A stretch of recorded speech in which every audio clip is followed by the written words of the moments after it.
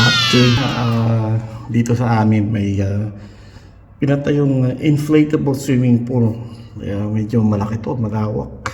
Kita nyo guys, sa baba, sa kabila. Ayun sila, oh. Oh, dami yung mga kids. Dami mga kiddos guys, oh. Ayan, oh. Ayan. Some are adults na rin, mga magulang nila na nagsiswimming na rin. Ayan, oh. Oh, lawak dyan guys.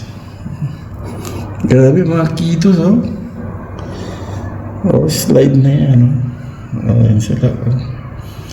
Wow. Grabe.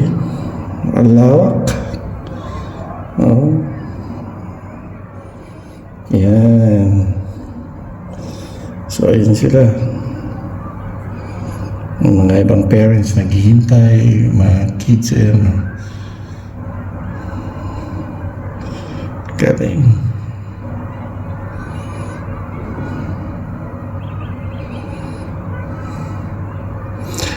Napakainit ngayon itong araw na to, Wednesday, June 23. Grabe ang init ngayon dito guys.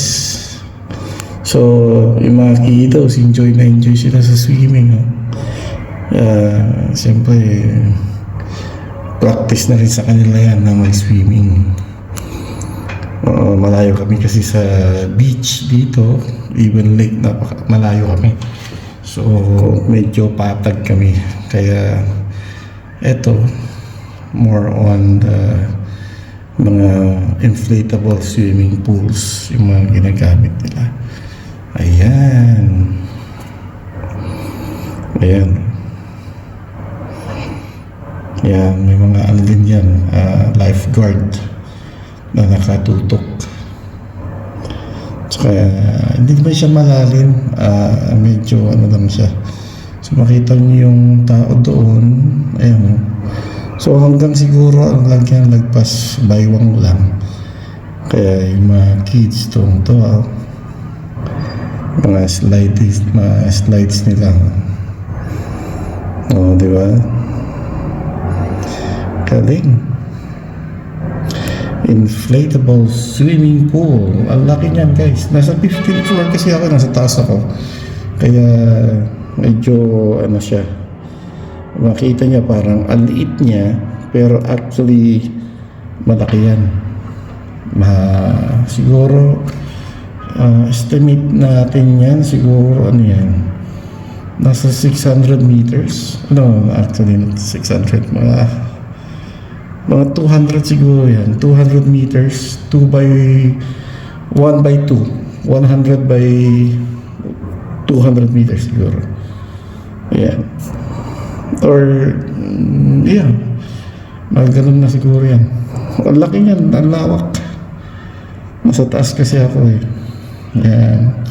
Mostly mga children, mga bata. Hakot niya lahat yan. Dami niya, no? Ayan. Galing. Galing ng swimming pool. Ayan.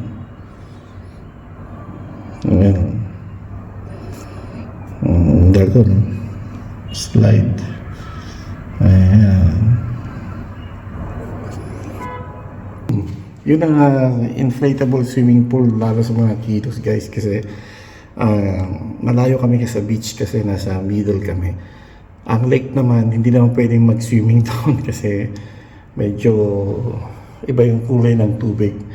Although yun tinatawag na Yellow River, konektado yun buong iba't ibang syudad, iba't ibang province. Connection yun tinatawag na Huanghe River in China. At historical yan, so yun nga lang, hindi sila makapag-ligo doon at medyo malayo dito sa aming lugar. Kaya yeah, they provide na lang na para mag-enjoy din yung mga kids kasi it's summer already and it's hot now. The temperature here is almost 38. Yeah, so medyo mainit kasi siyempre ano na eh, lahat ng aircon paandar, wala pang gaanong hangin, kaya medyo kumbaga suffocate ang dating. So at least they made yung tinatawag na inflatable swimming pool para ma-enjoy din yung mga bata, especially right now, mga kiddos, Saturday, Sunday, talagang free na sila. So, that's a good thing for them.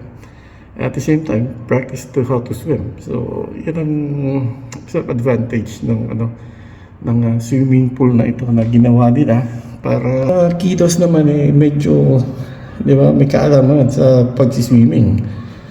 Yan. So, yan ang kagandahan yan. At saka mura lang dyan, guys.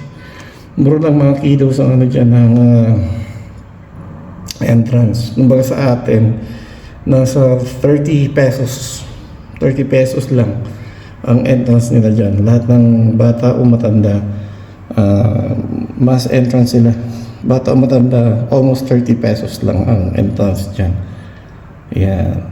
Ito nyo, enjoy na enjoy yung mga kiddos dyan, guys. Dami, oh. Right. Bigyan muna, guys. Wow.